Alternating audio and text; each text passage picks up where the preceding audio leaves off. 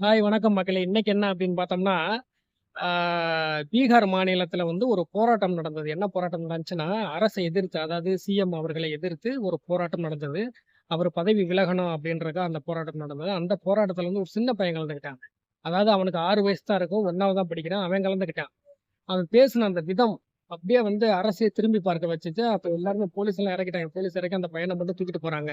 இப்படி அவன் என்ன சொன்னான் அப்படின்னு பார்த்தோம்னா, இவன் என்ன சொல்லியிருக்கான், ஆ படிச்ச இளைஞர்கள்லாம் வேலை இல்லாம இருக்காங்களே!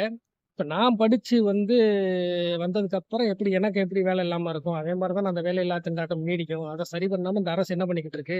அந்த அரச வந்து அந்த முதலமைச்சர் வந்து பதவி விலகணும்.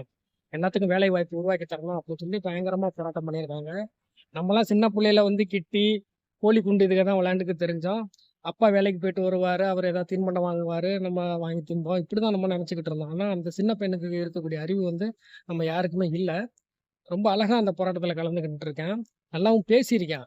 அவன் பேசுனது வந்து பெரிய பாதிப்ப ஏற்படுத்திரும் அரசுக்கு அப்படின்றதுக்காக போலீஸ கொண்டு வந்து அந்த பையன தூக்கிட்டு போயிட்டாங்க.